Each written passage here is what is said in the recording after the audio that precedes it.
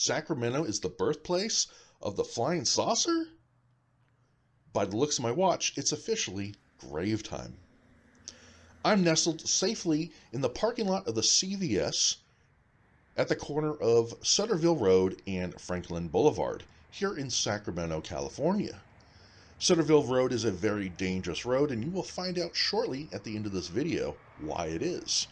But an interesting character lived across the street at 2741 Sutterville Road. He invented something so unusual that it's been forgotten in time. And you've come to the right place for forgotten history here on Grave Time.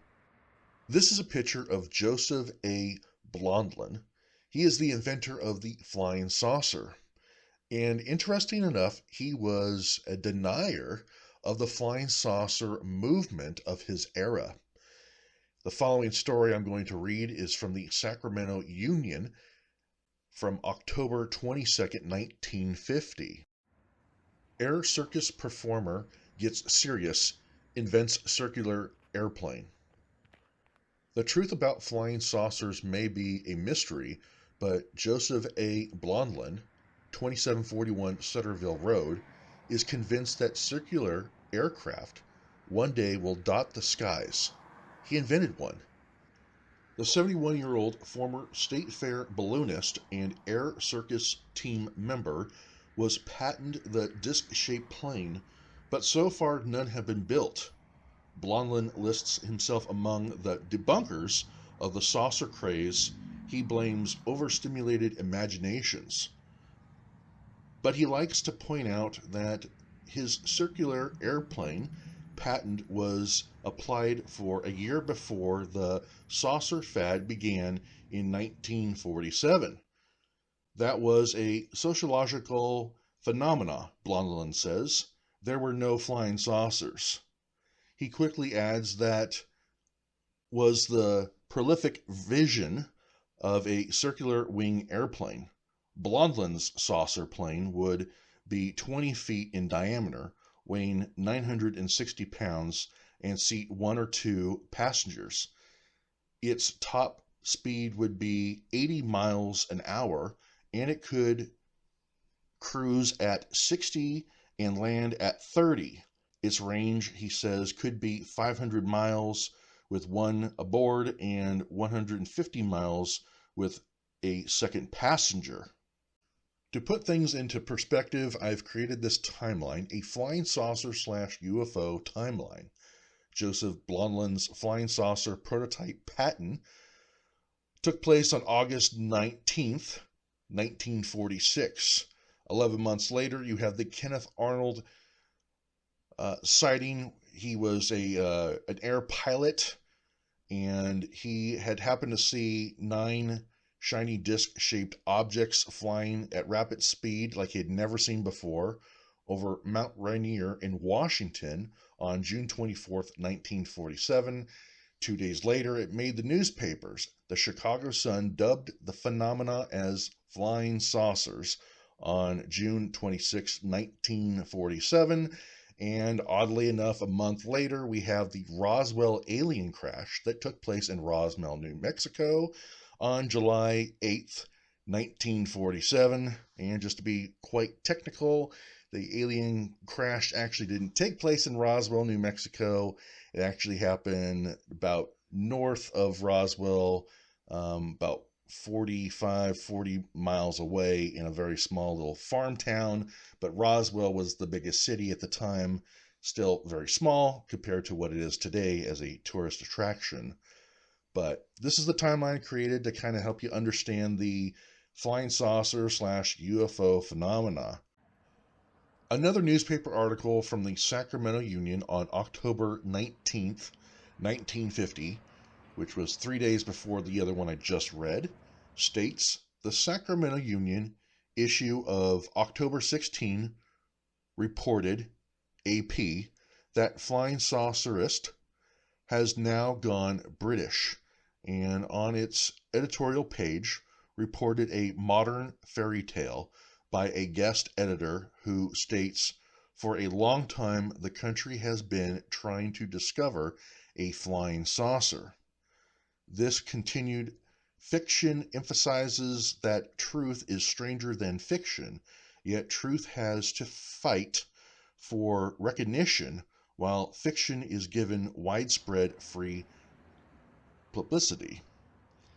In the matter of truth, please note that under date of July 18th, 1950, there was issued to Joseph A.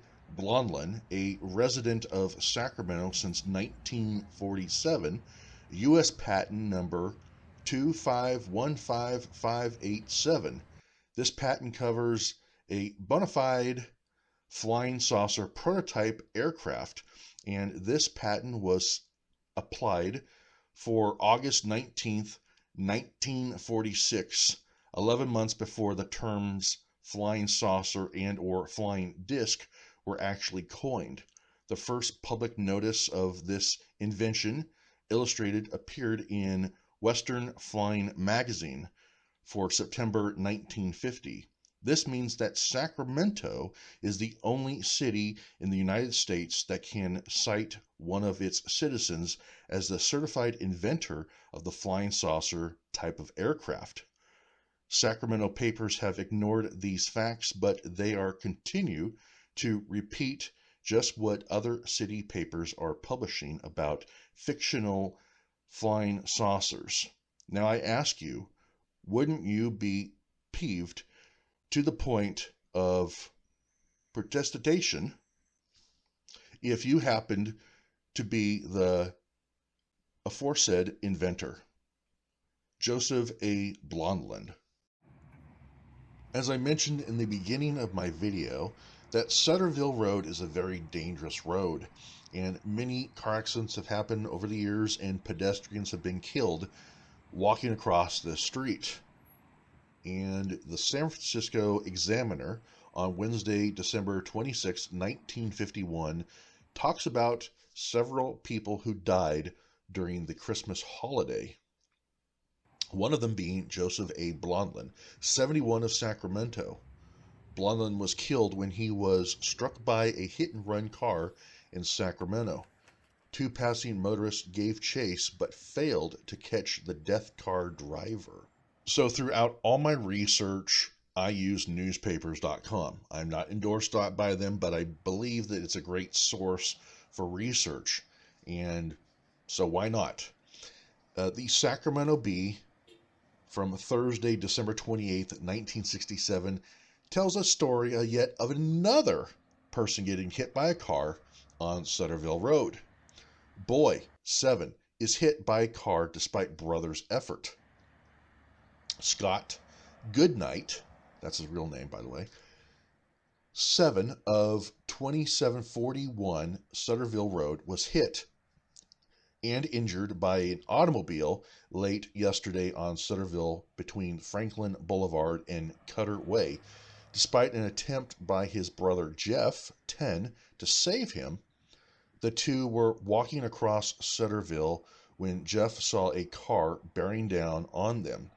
He said he grabbed for his younger brother and had hold of his jacket, but his hand slipped as the auto hit Scott and knocked him away. Scott, son of Mr. and Mrs. Bill R. Goodnight, was treated for multiple cuts and bruises in the Sacramento hospital. The car's driver, I can't even say this guy's first name, Adodi Brown of 5961 14th Street, was not cited by the police. So there you go. Two stories. Two people who both lived at 2741 Sutterville Road hit by a car. Joseph Blondlin killed, and Scott Goodnight, who survived with cuts and bruises. This concludes this episode of Grave Time. It was 10 years ago that I started this channel on May 10th, 2016 to 2026, and it's been fully funded by myself. I've never asked anyone for money, nor will I ever.